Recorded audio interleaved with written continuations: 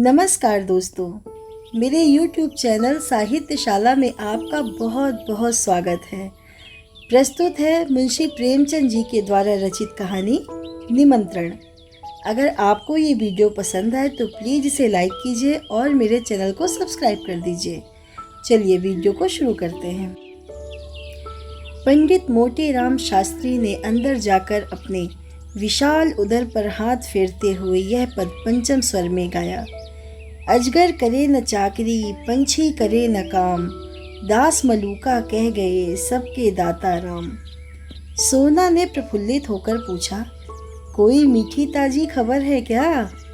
शास्त्री जी ने पैतरे बदल कर कहा, मार लिया आज, ऐसा ताक कर मारा कि चारों खाने चित्त, सारे घर का न्योता सारे घर का।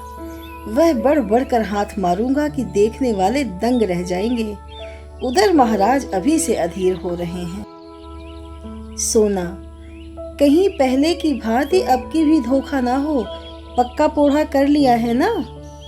मोटे राम ने मूछे ऐंठते हुए कहा, ऐसा असगुन मुंह से ना निकालो, बड़े जब तब के बाद यह शुभ दिन आया है, जो तैयारियां करनी हो कर लो। सोना, वह तो करूंगी ही, क्या इतना भी नहीं जानते? जन्म भर घास थोड़ी खोदती रही हूँ, मगर है घर भर का ना। मोटे राम, अब और कैसे कहूँ, पूरे घर भर का है। इसका अर्थ समझ में न आया हो तो मुझसे पूछो। विद्वानों की बात समझना सबका काम नहीं, मगर उनकी बात सभी समझ लें तो उनकी विद्वता का महत्व ही क्या रहे। बताओ क्या समझी? मैं इस समय बहुत ही सरल भाषा में बोल रहा हूँ, मगर तुम नहीं समझ सकी। बताओ विद्वता किसे कहते हैं? महत्व का ही अर्थ बताओ। घर भर का निमंत्रण देना क्या दिल लगी है? हाँ, ऐसे अवसर पर विद्वान लोग राजनीति से काम लेते हैं और उसका वही आशय निकालते हैं जो अपने अनुकूल हो। मुरादापुर की रानी साहब 7 ब्राह्मणों को इच्छापूर्ण भोजन कराना चाहती हैं। कौन कौन महाशय मेरे साथ जाएंगे, यह निर्णय करना मेरा काम है। अलगू राम शास्त्री, वेनी राम शास्त्री, छेदी राम शास्त्री, भवानी राम शास्त्री, फेंकू राम शास्त्री, मोटे राम शास्त्री आदि जब इतने आदमी अपने घर ही में हैं, तब बाहर कौन ब्राह्मणों को खोजने जाएगा? सोना, और 7वां कौन है? मोटे, बुद्धि दौड़ाओ। सोना, एक पत्तल घर लेते आना। मोटे, फिर वही बात कही जिसमें बदनामी हो। छी छी, पत्तल घर लाऊं? उस पत्तल में वह स्वाद कहाँ जो जजमान के घर पर बैठकर भोजन करने में है। सुनो, 7वें महाशय हैं पंडित सोना राम शास्त्री। सोना, चलो दिल्लगी करते हो, भला मैं कैसे जाऊंगी? मोटे राम, ऐसे ही कठिन अवसरों पर तो विद्या की आवश्यकता पड़ती है। विद्वान आदमी अवसर को अपना सेवक बना लेता है, मूर्ख अपने भाग्य को रोता है। सोना देवी और सोना राम शास्त्री में क्या अंतर है जानती हो? केवल परिधान का। परिधान का अर्थ समझती हो? परिधान पहनावे को कहते हैं। इसी साड़ी को मेरी तरह बांध लो, मेरी मिर्जई पहन लो, ऊपर से चादर ओढ़ लो, पगड़ी मैं बांध दूंगा, फिर कौन पहचान सकता है? सोना ने हंसकर कहा, मुझे तो लाज आएगी। मोटे, तुम्हें करना ही क्या है, बातें तो हम करेंगे। सोना ने मन ही मन आने वाले पदार्थों का आनंद लेकर कहा, बड़ा मजा होगा। मोटे, बस अब विलंब ना करो, तैयारी करो, चलो। सोना, कितनी फंकी बना लूं? मोटे राम, यह मैं नहीं जानता, बस यही आदर्श सामने रखो कि अधिक से अधिक लाभ हो। सहसा सोना देवी को एक बात याद आ गई।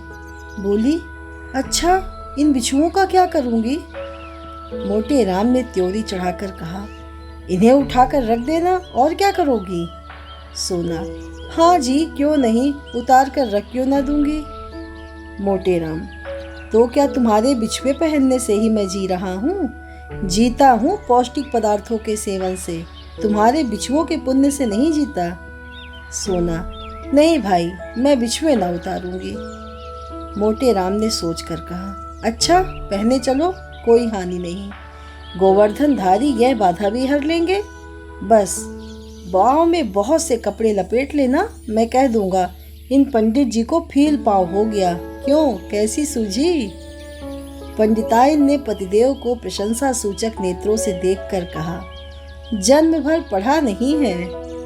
संध्या समय पंडित जी ने पांचों पुत्रों को बुलाया और उपदेश देने लगे। पुत्रों, कोई काम करने से पहले खूब सोच समझ लेना चाहिए कि कैसा क्या होगा। मान लो रानी साहब ने तुम लोगों का पता ठिकाना पूछना आरंभ किया तो तुम लोग क्या उत्तर दोगे? यह तो महान मूर्खता होगी कि तुम सब मेरा ही नाम लो। सोचो कितने कलंक और लज्जा की बात होगी कि मुझ जैसा विद्वान केवल भोजन के लिए इतना बड़ा कुचक्र रचे। इसलिए तुम सब थोड़ी देर के लिए भूल जाओ कि मेरे पुत्र हो। कोई मेरा नाम ना बतलाए। संसार में नामों की कमी नहीं, कोई अच्छा सा नाम चुनकर बता देना। पिता का नाम बदल देने से कोई गाली नहीं लगती, यह कोई अपराध नहीं। अलगू, आप ही बता दीजिए। मोटे राम, अच्छी बात है, बहुत अच्छी बात है। हाँ, इतने महत्व का काम मुझे स्वयं करना चाहिए। अच्छा सुनो, अलगू राम के पिता का नाम है पंडित केशव पांडे, खूब याद कर लो। वेनी राम के पिता का नाम है पंडित मगरू ओझा, खूब याद रखना। छेदी राम के पिता हैं पंडित दमड़ी तिवारी, भूलना नहीं। भवानी, तुम मंगू पांडे बतलाना, खूब याद कर लो। अब रहे फेकू राम, तुम बेटा बतलाना सेतु राम पाठक। हो गए सब? हो गया सबका नामकरण? अच्छा, अब मैं परीक्षा लूंगा, होशियार रहना। बोलो अलगू, तुम्हारे पिता का क्या नाम है? अलगू, पंडित केशव पांडे। वेनी राम, तुम बताओ? दमड़ी तिवारी। छेदी, यह तो मेरे पिता का नाम है। बेनी, मैं तो भूल गया। मोटे राम, भूल गए? पंडित के पुत्र होकर तुम एक नाम भी नहीं याद कर सकते, बड़े दुख की बात है। मुझे पांचों नाम याद हैं, तुम्हें एक नाम भी याद नहीं। सुनो, तुम्हारे पिता का नाम है पंडित मगरू ओझा। पंडित जी लड़कों की परीक्षा ले ही रहे थे कि उनके परम मित्र पंडित चिंतामणि ने द्वार पर आवाज दी। पंडित मोटे राम ऐसे घबराए कि सिर पैर की सुध न रही। लड़कों को भगाना ही चाहते थे कि पंडित चिंतामणि अंदर चले आए। दोनों सज्जनों में बचपन से गाढ़ी मैत्री थी। दोनों बहुधा साथ साथ भोजन करने जाया करते थे, और यदि पंडित मोटे राम अव्वल रहते तो पंडित चिंतामणि के द्वितीय पद में कोई बाधक ना हो सकता था। पर आज मोटे राम जी अपने मित्र को साथ नहीं ले जाना चाहते थे। उनको साथ ले जाना अपने घर वालों में से किसी एक को छोड़ देना था, और इतना महान आत्मत्याग करने के लिए वे तैयार न थे। चिंतामणि ने यह समारोह देखा तो प्रसन्न होकर बोले, क्यों भाई, अकेले ही अकेले? मालूम होता है आज कहीं गहरा हाथ मारा है। मोटे राम ने मुंह लटका कर कहा, कैसी बातें करते हो मित्र? ऐसा तो कभी नहीं हुआ कि मुझे कोई अवसर मिला हो और मैंने तुम्हें सूचना ना दी हो। कदाचित कुछ समय ही बदल गया, या किसी ग्रह का फेर है, कोई झूठ को भी नहीं बुलाता। पंडित चिंतामणि ने अविश्वास के भाव से कहा, कोई न कोई बात तो मित्र अवश्य है, नहीं तो ये बालक क्यों जमा है?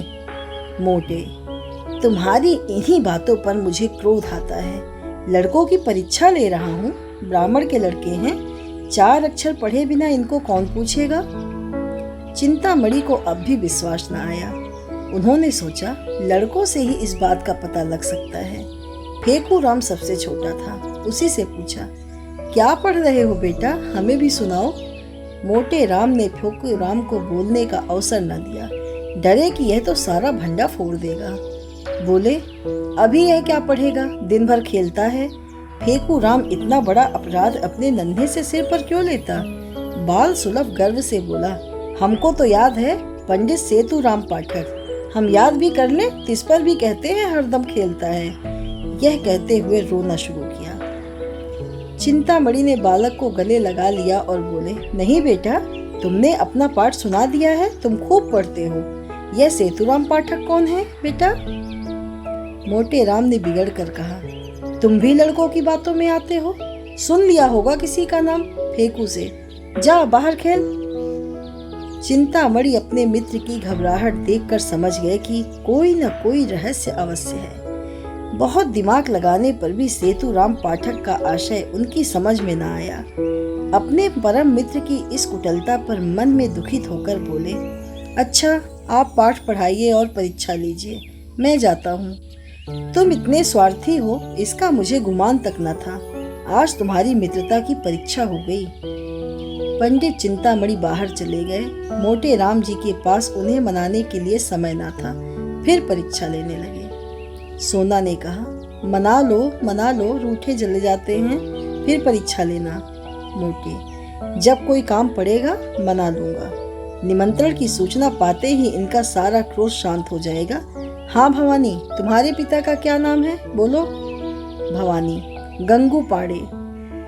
मोटे राम, और तुम्हारे पिता का नाम फेकू। फेकू, बता तो दिया, उस पर कहते हैं पढ़ता नहीं। मोटे राम, हमें भी बता दो। फेकू, सेतुराम पाठक तो है। मोटे, बहुत ठीक, हमारा लड़का बड़ा राजा है। आज तुम्हें अपने साथ बैठाएंगे और सबसे अच्छा माल तुम्ही को खिलाएंगे। सोना, हमें भी कोई नाम बता दो। मोटे राम ने रसिकता से मुस्कुराकर कहा, तुम्हारा नाम है पंडित मोहन स्वरूप सुकुल। सोना देवी ने लजाकर सिर झुका दिया। सोना देवी तो लड़कों को कपड़े पहनाने लगी। उधर फेकू आनंद की उमंग में घर से बाहर निकला।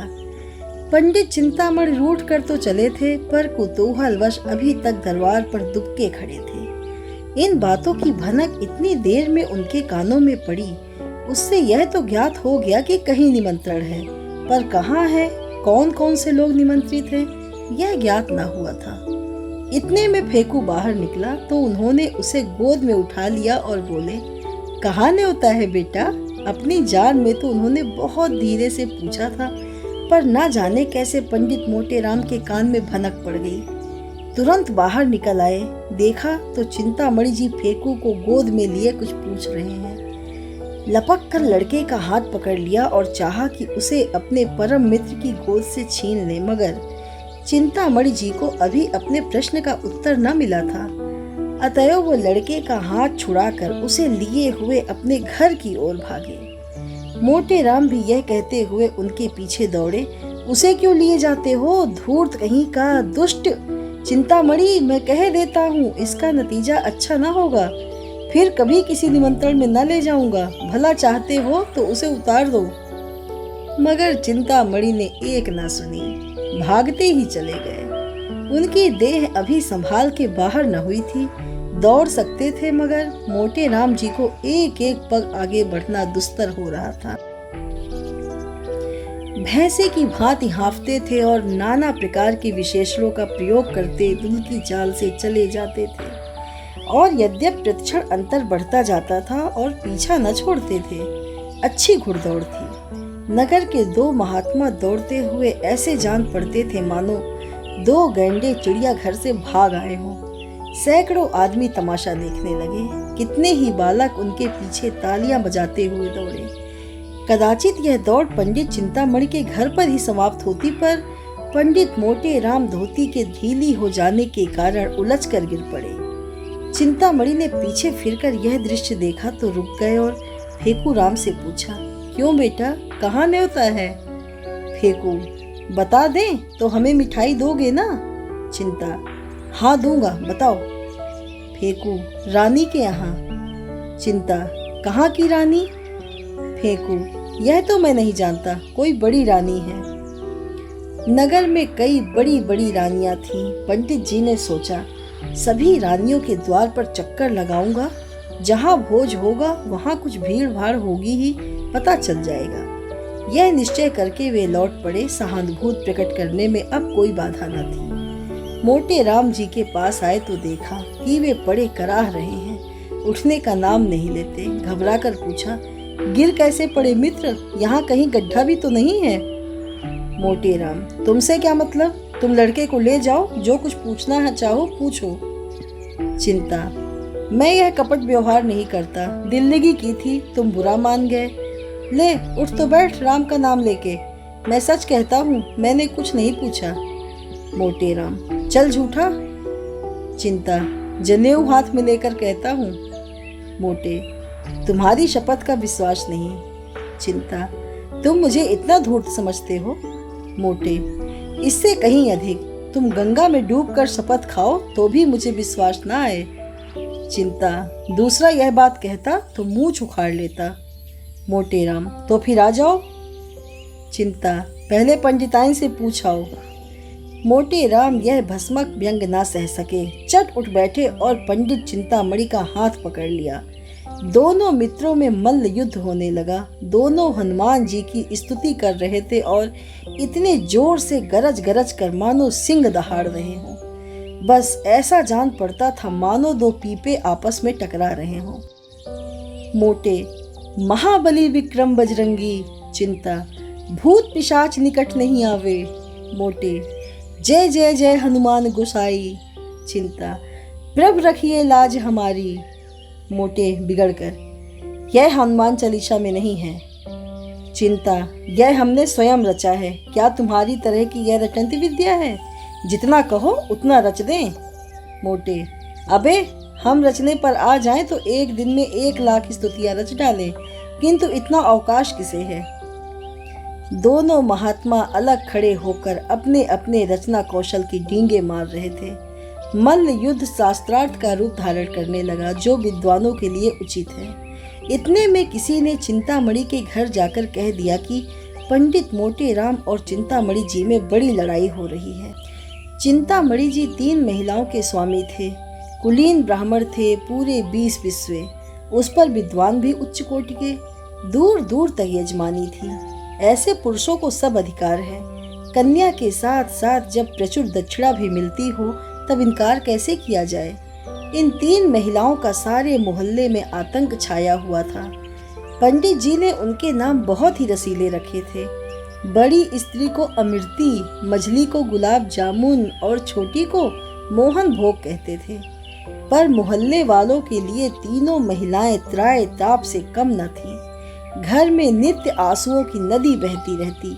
खून की नदी तो पंडित जी ने भी कभी नहीं बहाई, अधिक से अधिक शब्दों की ही नदी बहाई थी। पर मजाल ना था कि बाहर का आदमी किसी को कुछ कह जाए। संकट के समय तीनों एक हो जाती थी। यह पंडित जी की नीच चातुर्य का सुफल था। जो ही खबर मिली कि पंडित चिंतामणि पर संकट पड़ा हुआ है, तीनों त्रिदोष की भांति कुपित होकर घर से निकली और उनमें जो अन्य दोनों जैसी मोटी नहीं थी, सबसे पहले समर भूमि में जा पहुंची। पंडित मोटे राम जी ने उसे आते देखा तो समझ गए कि अब कुशल नहीं। अपना हाथ छुड़ाकर बगटुट भागे, फिर पीछे फिरकर ना देखा। चिंतामणि जी ने बहुत ललकारा पर मोटे राम के कदम न रुके। चिंता, अजी भागे क्यों? ठहरो, कुछ मजा तो चखते जाओ। मोटे, मैं हार गया भाई, हार गया। चिंता, अभी कुछ दक्षिणा तो लेते जाओ। मोटे राम ने भागते हुए कहा, दया करो भाई, दया करो। 8 बजते बजते पंडित मोटे राम ने स्नान और पूजा करके कहा, अब विलंब नहीं करना चाहिए। फंकी तैयार है ना? सोना, फंकी लिए कब से बैठी हूँ। तुम्हें तो जैसे किसी बात की सुध ही नहीं रहती। रात को कौन देखता है कि कितनी देर तक पूजा करते हो।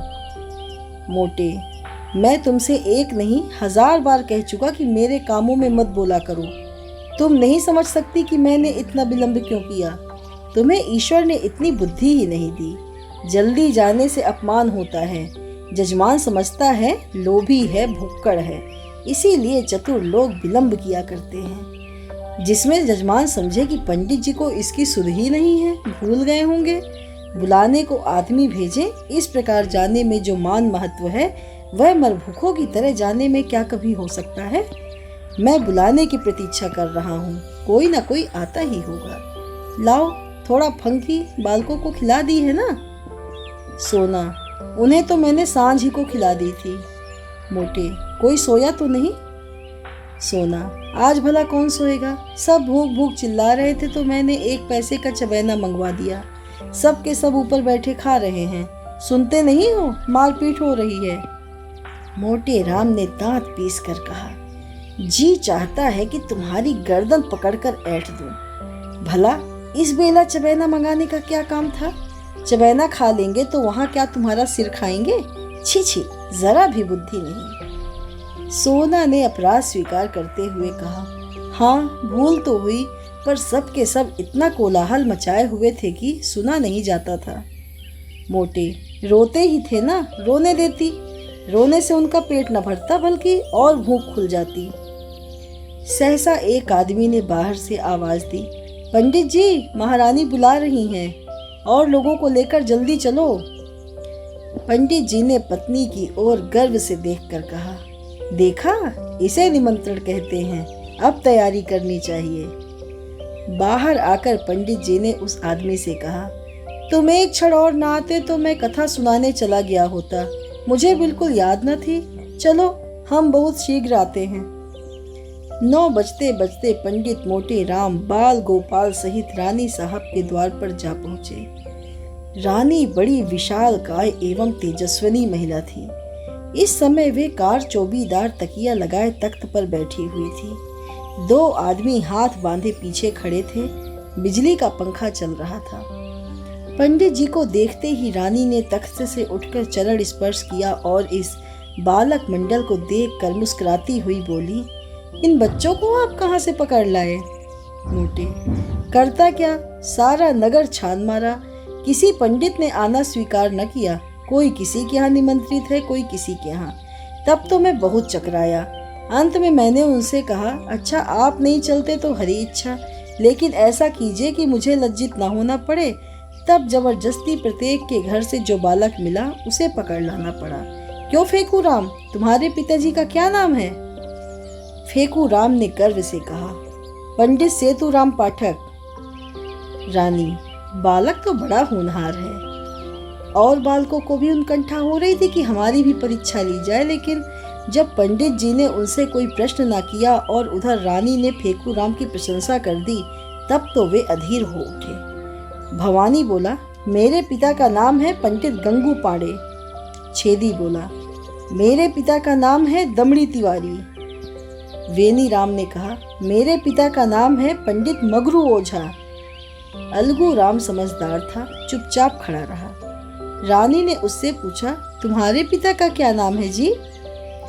अलगू राम को इस वक्त पिता का निर्दिष्ट नाम याद न आया, न यही सूझा कि कोई और नाम ले ले। हतबुद्धि सा खड़ा रहा। पंडित मोटे राम ने जब उसकी ओर दांत पीस कर देखा तब रहा सहा आवाज भी गायब हो गया। फेकू राम ने कहा, हम बता दें, भैया भूल गए। रानी ने आश्चर्य से पूछा, क्या अपने पिता का नाम भूल गया? यह तो विचित्र बात देखी। मोटे राम ने अलगू के पास जाकर कहा, कहाँ से है? अलगू राम बोल पड़ा, केशव पांडे। रानी, तो अब तक क्यों चुप था? मोटे, कुछ पूछा सुनता है सरकार। रानी, मैंने सामान तो बहुत सा मंगवाया है, सब खराब होगा, लड़के क्या खाएंगे? मोटे राम, सरकार इन्हें बालक न समझें, इनमें जो सबसे छोटा है यह 2 पत्तल खाकर उठेगा। जब सामने पत्तलें पड़ गईं और भंडारी चांदी की थालों में से एक उत्तम पदार्थ ला लाकर परसने लगा, तब पंडित मोटे राम जी की आंखें खुल गईं। उन्हें आए दिन निमंत्रण मिलते रहते थे, पर ऐसे अनुपम पदार्थ कभी सामने न आए थे। घी की ऐसी सोंधी सुगंध उन्हें कभी न मिली थी। प्रत्येक वस्तु से केवड़े और गुलाब की लपटें उठ रही थी, घी टपक रहा था। पंडित जी ने सोचा, ऐसे पदार्थों से कभी पेट भर सकता है? मनो खा जाऊं, फिर भी और खाने को जी चाहे। देवतागण इनसे उत्तम और कौन से पदार्थ खाते होंगे? इनसे उत्तम पदार्थों की तो कल्पना भी नहीं हो सकती। पंडित जी को इस वक्त अपने परम मित्र पंडित चिंतामणि की याद आई। अगर वे होते तो रंग जम जाता, उनके बिना रंग फीका रहेगा। यहाँ दूसरा कौन है जिससे लाग डाक करूं? लड़के 2-2 पत्तलों में ही वो चे बोल जाएंगे। सोना कुछ साथ देगी, मगर कब तक? चिंतामणि के बिना रंग न बैठेगा। वे मुझे ललकारेंगे, मैं उन्हें ललकारूंगा।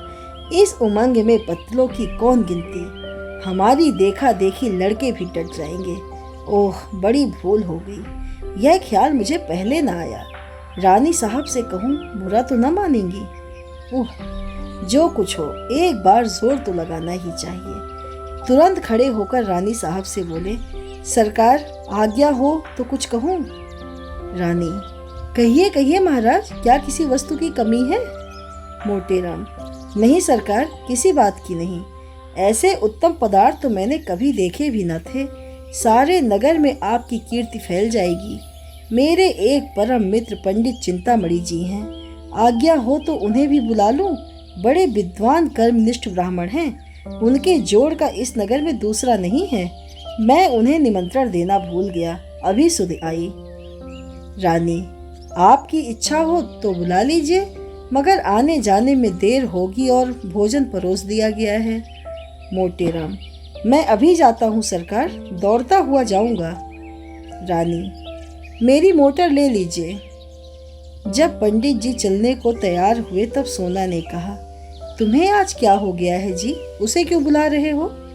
मोटे, कोई साथ देने वाला भी तो चाहिए। सोना, मैं क्या तुमसे दब जाती? पंडित जी ने मुस्कुरा कर कहा, तुम जानती नहीं, घर की बात और है, दंगल की बात और है। पुराना खिलाड़ी मैदान में जाकर जितना नाम करेगा उतना नया पट्टा नहीं कर सकता। यहाँ बल का काम नहीं, साहस का काम है। बस यहाँ भी वही हाल समझो, झंडे गाड़ दूंगा, समझ लेना। सोना, कहीं लड़के सो जाएं तो? मोटे, और भूख खुल जाएगी, जगह तो मैं लूंगा। सोना, देख लेना, आज वह तुम्हें पछाड़ देगा, उसके पेट में तो शनीचर है। मोटे राम, बुद्धि की सर्वथा प्रधानता रहती है। यह न समझो कि भोजन करने की कोई विद्या ही नहीं, इसका भी एक शास्त्र है जिसे मथुरा के शनिचरानंद महाराज ने रचा है। चतुर आदमी थोड़ी सी जगह में गृहस्थी का सब सामान रख देता है, अनाड़ी बहुत सी जगह में भी वही सोचता है कि कौन वस्तु कहाँ रखूं। गंवार आदमी पहले से ही हबक हबक कर खाने लगता है और चट एक लोटा पानी पीकर अफर जाता है। चतुर आदमी बड़ी सावधानी से खाता है, उसको कौर नीचे उतारने के लिए पानी की आवश्यकता नहीं पड़ती। देर तक भोजन करते रहने से वह सुपाच्य भी हो जाता है। चिंतामणि मेरे सामने क्या ठहरेगा? चिंतामणि जी अपने आंगन में उदास बैठे हुए थे। जिस प्राणी को वह अपना परम हितैषी समझते थे, जिसके लिए वे अपने प्राण तक देने को तैयार रहते थे, उसी ने आज उनके साथ बेवफाई की। बेवफाई ही नहीं की, उन्हें उठाकर दे मारा। पंडित मोटे राम के घर से तो कुछ न जाता था। अगर वे चिंतामणि जी को साथ ले जाते तो क्या रानी साहब उन्हें दुत्कार देती? स्वार्थ के आगे कौन किसको पूछता है। उन अमूल्य पदार्थों की कल्पना करके चिंतामणि के मुंह से लार टपकी पड़ती थी। अब सामने पत्थर आ गई होगी, अब थालों में अमृतियां लिए भंडारी जी आए होंगे।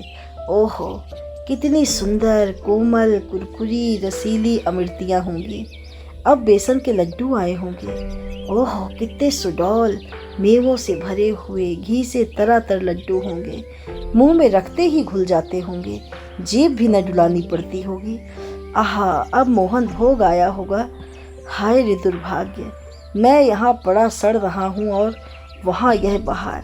बड़े निर्दयी हो मोटे राम, तुमसे इस निष्ठुरता की आशा न थी। अमृति देवी बोली, तुम इतना दिल छोटा क्यों करते हो? पितृपक्ष तो आ ही रहा है, ऐसे ऐसे न जाने कितने आएंगे। चिंतामणि, आज किसी अभागे का मुंह देखकर उठा था। लाओ तो पत्रा, देखूं कैसा मुहूर्त है। अब नहीं रहा जाता, सारा नगर छान डालूंगा, कहीं तो पता चलेगा। नासिका तो दाहिनी चल रही है। एकाएक मोटर की आवाज आई, उसके प्रकाश से पंडित जी का सारा घर जगमगा उठा।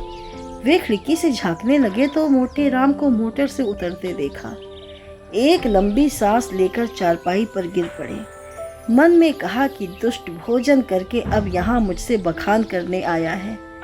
अमृति देवी ने पूछा, कौन है, इतनी रात को जगावत है? मोटे, हम हैं हम, गाली न दो। अमृति, अरे दूर बुझाओ से, तय कौन है? कहते हैं हम हैं हम, को जाने ते कौन है? मोटे, अरे हमारी बोली नहीं पहचानती हो? खूब पहचान लो, हम हैं तुम्हारे देवर। अमृति, ए दूर, तोरे मुंह में काल आ गए, तोर लहास उठे, हमार देवर बनत है। मोटे, अरे हम हैं मोटे राम शास्त्री, क्या इतना भी नहीं पहचानती? चिंतामणि घर में है। अमृति ने किवाड़ खोल दिया और तिरस्कार भाव से बोली, अरे तुम थे तो नाम क्यों नहीं बताते थे? जब इतनी गालियां खा ली तो बोल निकला, क्या है क्या? मोटे, कुछ नहीं, चिंतामणि जी को शुभ संवाद देने आया हूँ। रानी साहब ने उन्हें याद किया है। अमृति, भोजन के बाद बुलाकर क्या करेगी? मोटे, अभी भोजन कहाँ हुआ है? मैंने जब इनकी विद्या, कर्मनिष्ठा, सद्विचार की प्रशंसा की तब मुग्ध हो गई। मुझसे कहा कि उन्हें मोटर पर लाओ, क्या सो गए? चिंतामणि चारपाई पर पड़े पड़े सुन रहे थे। जी में आता था चलकर मोटे राम के चरणों पर गिर पड़ूं। उनके विषय में अब तक जितने कुत्सित विचार उठे थे सब लुप्त हो गए। ग्लानि का आविर्भाव हुआ, रोने लगे। अरे भाई, आते हो या सोते ही रहोगे? यह कहते हुए मोटे राम उनके सामने जाकर खड़े हो गए। चिंता, तब क्यों ना ले गए? जब इतनी दुर्दशा कर लिए तब आए? अभी तक पीठ में दर्द हो रहा है। मोटे, अजी वह तर मार खिलाऊंगा कि सारा दर्द वर्द भाग जाएगा। तुम्हारे यजमानों को भी ऐसे पदार्थ में असर न हुए होंगे। आज तुम्हें बदकर पछाड़ूंगा। चिंता, तुम बेचारे मुझे क्या पछाड़ोगे? सारे शहर में तो कोई ऐसा माई का लाल दिखाई नहीं देता। हमें शनिचर का इष्ट है। मोटे, अजी यहाँ वर्षों तपस्या की है। भंडारे का भंडारा साफ कर दे और इच्छा जो की त्यों बनी रहे। बस यही समझ लो कि भोजन करके हम खड़े नहीं रह सकते। चलना तो दूर की बात है, गाड़ी पर लद कर आते हैं। चिंता, तो यह कौन बड़ी बात है? यहाँ तो टिकटी पर उठा कर लाए जाते हैं। ऐसे ऐसी डकारे लेते हैं कि जान पड़ता है बम गोला छूट रहा है। एक बार खोपिया पुलिस ने बम गोले के संदेह में घर की तलाशी तक ली थी। मोटे, झूठ बोलते हो, कोई इस तरह नहीं डकार सकता। चिंता, अच्छा तो आकर सुन लेना, डर कर भाग न जाओ तो सही। एक क्षण में दोनों मित्र मोटर पर बैठे और मोटर चली। रास्ते में पंडित चिंतामणि को शंका हुई कि कहीं ऐसा ना हो कि मैं पंडित मोटे राम का पिछलग्गू समझा जाऊं और मेरा यथेष्ट सम्मान ना हो। उधर पंडित मोटे राम को भी भय हुआ कि कहीं ये महाशय मेरे प्रतिद्वंदी न बन जाएं और रानी साहब पर अपना रंग जमा लें। दोनों अपने अपने मंसूबे बनाने लगे। जो ही मोटर रानी के भवन में पहुंची, दोनों महाशय उतरे। अब मोटे राम चाहते थे कि पहले मैं रानी के सामने पहुंच जाऊं और कह दूं कि पंडित को ले आया, और चिंतामणि चाहते थे कि पहले मैं रानी के पास पहुंचूं और अपना रंग जमा दूं। दोनों कदम बढ़ाने लगे। चिंतामणि हल्के होने के कारण जरा आगे बढ़ गए तो पंडित मोटे राम दौड़ने लगे। चिंतामणि भी दौड़ पड़े। घुड़दौड़ सी होने लगी। मालूम होता था कि दो गैंडे भागे जा रहे हैं। अंत में मोटे राम ने हांफते हुए कहा, राजसभा में दौड़ते हुए जाना उचित नहीं। चिंता, तो तुम धीरे धीरे आओ ना, दौड़ने को कौन कहता है? मोटे, जरा रुक जाओ, मेरे पैर में कांटा गड़ गया है। चिंता, तो निकाल लो, तब तक मैं चलता हूँ। मोटे, मैं न कहता तो रानी तुम्हें पूछती भी ना। मोटे राम ने बहुत बहाने किए पर चिंतामणि ने एक न सुनी। भवन में पहुंचे। रानी साहब बैठी कुछ लिख रही थी और रह रहकर द्वार की ओर ताक लेती थी कि सहसा पंडित चिंतामणि उनके सामने आ खड़े हुए और जो स्तुति करने लगे। हे यशोदे तू बाल केशव मुरार नामा। रानी, क्या मतलब? अपना मतलब कहो। चिंता, सरकार को आशीर्वाद देता हूँ। सरकार ने इस दास चिंतामणि को निमंत्रित करके कितना अनुग्रसित किया है, उसका बखान शेषनाग अपनी सहस्त्र जिह्वा द्वारा भी नहीं कर सकते। रानी, तुम्हारा ही नाम चिंतामणि है? वे कहाँ रह गए, पंडित मोटे राम शास्त्री? चिंता, पीछे आ रहा है सरकार, मेरे बराबर आ सकता है भला, मेरा तो शिष्य है। रानी, अच्छा तो वे आपके शिष्य हैं? चिंता, मैं अपने मुंह से अपनी बड़ाई नहीं करना चाहता सरकार। विद्वानों को नम्र होना चाहिए, पर जो यथार्थ है वह तो संसार जानता है। सरकार, मैं किसी से वाद विवाद नहीं करता, यह मेरा अनुशीलन नहीं। मेरे शिष्य भी बहुधा मेरे गुरु बन जाते हैं, पर मैं किसी से कुछ नहीं कहता। जो सत्य है वह सभी जानते हैं। इतने में पंडित मोटे राम भी गिरते पड़ते हांफते हुए आ पहुँचे और यह देखकर कि चिंतामणि भद्रता और सभ्यता की मूर्ति बने खड़े हैं, वो देवोपम शांति के साथ खड़े हो गए। रानी, पंडित चिंतामणि बड़े साधु प्रकृति एवं विद्वान हैं। आप उनके शिष्य हैं, फिर भी वे आपको अपना शिष्य नहीं कहते हैं। मोटेराम, सरकार, मैं इनका दासानुदास हूँ। चिंता, जगतारिणी, मैं इनका चरण रज हूँ। मोटे, रिपुदल संहारिणी, मैं इनके द्वार का कुकुर हूँ। रानी, आप दोनों सज्जन पूज्य हैं, एक से एक बढ़े हुए। चलिए भोजन कीजिए। सोना रानी बैठी पंडित मोटेराम की राह देख रही थी। पति की इस मित्र भक्ति पर उन्हें बड़ा क्रोध आ रहा था। बड़े लड़कों के विषय में कोई चिंता न थी, लेकिन छोटे बच्चों के सो जाने का भय था। उन्हें किस्से कहानियां सुना सुना कर बहला रही थी कि भंडारी ने आकर कहा, महाराज चलो। दोनों पंडित जी आसन पर बैठ गए। फिर क्या था, बच्चे कूद कूद कर भोजनशाला में जा पहुंचे। देखा तो दोनों पंडित दो वीरों की भांति आमने सामने डटे बैठे हैं। दोनों अपना अपना पुरुषार्थ दिखाने के लिए अधीर हो रहे थे। चिंता, भंडारी जी, तुम परोसने में बड़ा विलंब करते हो, क्या भीतर जाकर सोने लगते हो? भंडारी, चुपाई मारे बैठे रहो, जौन कुछ होई सब आए जाई, घबराए का नहीं होत, तुम्हारे सिवा और कोई जीवैया नहीं बैठा है। मोटे, भैया, भोजन करने के पहले कुछ देर सुगंध का स्वाद तो लो। चिंता, अजी, सुगंध गया चूल्हे में, सुगंध देवता लोग लेते हैं, अपने लोग तो भोजन करते हैं। मोटे, अच्छा बताओ, पहले किस चीज पर हाथ फेरोगे? चिंता, मैं जाता हूँ, भीतर से सब चीजें एक साथ लिए आता हूँ। मोटे, धीरज धारो भैया, सब पदार्थों को आ जाने दो, ठाकुर जी का भोग तो लग जाए। चिंता, तो बैठे क्यों हो, तब तक भोग ही लगाओ, एक बाधा तो मिटे। नहीं तो लाओ, मैं चटपट भोग लगा दूं, व्यर्थ देर करोगे। इतने में रानी आ गई। चिंतामणि सावधान हो गए, रामायण की चौपाइयों का पाठ करने लगे। रहा एक दिन अवध अघारा, समुझत मन दुख भयउ अपारा। कौशलेश दशरथ के जाए, हम पितु बचन मान बन आए। उलट पलट लंका कपिजारी, कूद पड़ा तब सिंधु मझारी। जेहि पर जाकर सत्य सनेहु, सोते ही मिले न कछ संदेहु। जामवंत के वचन सुहाए, सुनि हनुमान हृदय अति भाए। पंडित मोटेराम ने देखा कि चिंतामणि का रंग जमता जाता है, तो वे भी अपनी विद्वता प्रकट करने को व्याकुल हो गए। बहुत दिमाग लगाया, पर कोई श्लोक, कोई मंत्र, कोई कविता याद न आई। तब उन्होंने सीधे सीधे राम नाम का पाठ आरंभ कर दिया। राम भज राम भज राम भज रे मन। उन्होंने इतने ऊंचे स्वर में जाप करना शुरू किया कि चिंतामणि को भी अपना स्वर ऊंचा करना पड़ा। मोटेराम और जोर से गरजने लगे। इतने में भंडारी ने कहा, महाराज अब भोग लगाइए। यह सुनकर उस प्रतिस्पर्धा का अंत हुआ। भोग की तैयारी हुई, बाल वृंद सजग हो गया। किसी ने घंटा लिया, किसी ने घड़ियाल, किसी ने शंख, किसी ने करताल, और चिंतामणि ने आरती उठा ली। मोटेराम मन में ऐंठ कर रह गए। रानी के समीप जाने का यह अवसर उनके हाथ से निकल गया, पर यह किसे मालूम था कि विधि वाम उधार कुछ और ही कुटिल क्रीड़ा कर रहा है। आरती समाप्त हो गई थी। भोजन शुरू होने को ही था कि एक कुत्ता न जाने किधर से आ निकला। पंडित चिंतामणि के हाथ से लड्डू थाल में गिर पड़ा। पंडित मोटेराम अचकचा कर रह गए। सर्वनाश।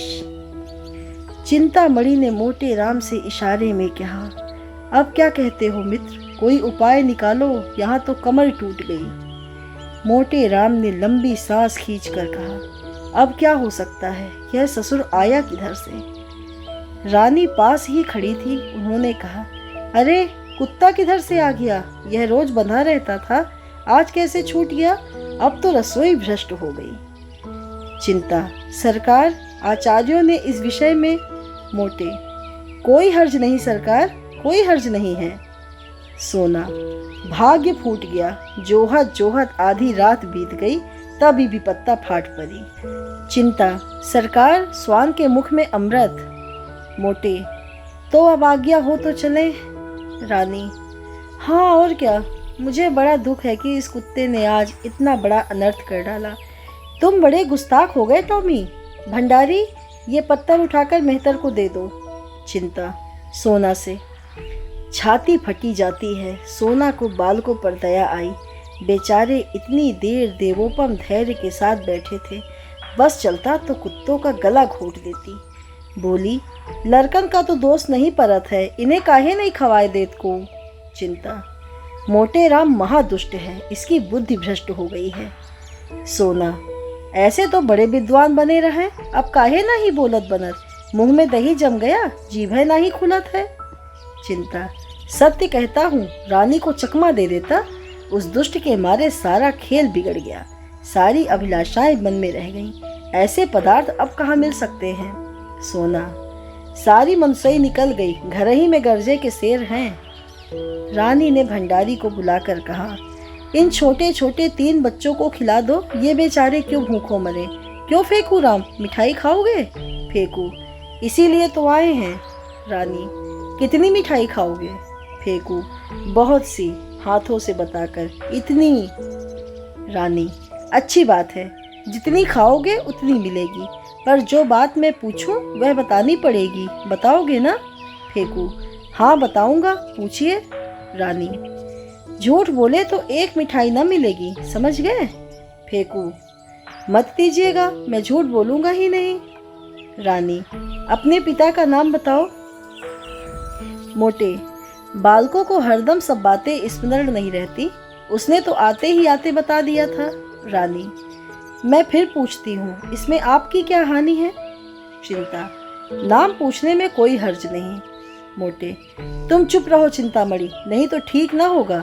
मेरे क्रोध को अभी तुम नहीं जानते, दबा बैठूंगा तो रोते भागोगे।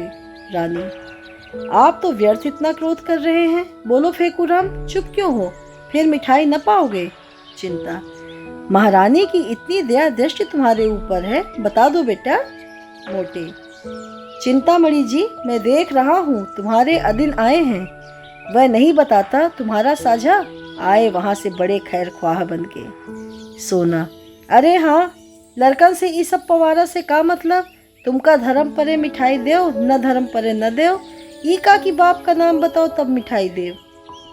फेंकू राम ने धीरे से कोई नाम लिया, इस पर पंडित जी ने उसे इतनी जोर से डांटा कि उसकी आधी बात मुंह में ही रह गई। रानी, क्यों डांटते हो, उसे बोलने क्यों नहीं देते, बोलो बेटा। मोटे, आप हमें अपने द्वार पर बुलाकर हमारा अपमान कर रही हैं। चिंता, इसमें अपमान की तो कोई बात नहीं है भाई।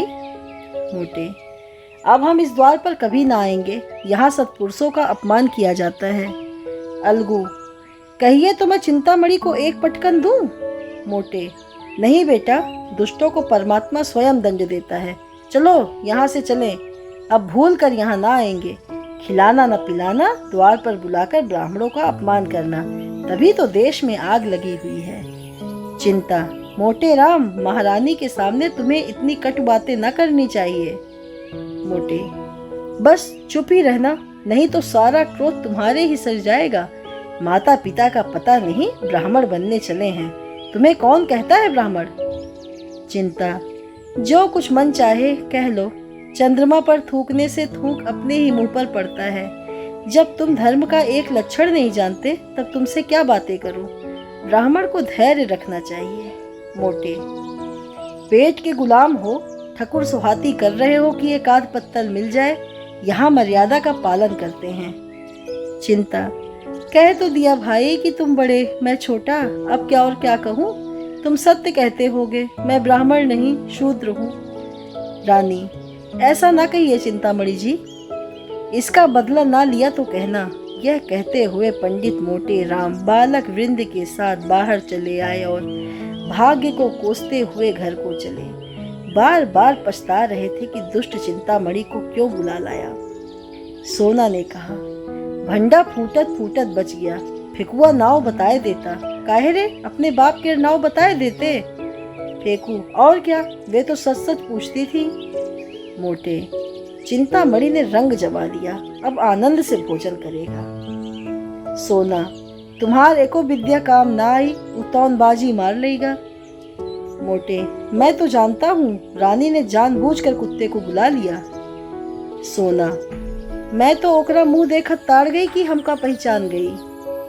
इधर तो ये लोग पछताते चले जाते थे, उधर चिंतामणि की 5 अंगुली घी में थी। आसन मारे भोजन कर रहे थे। रानी अपने हाथों से मिठाइयाँ परोस रही थी। वार्तालाप भी होता जाता था।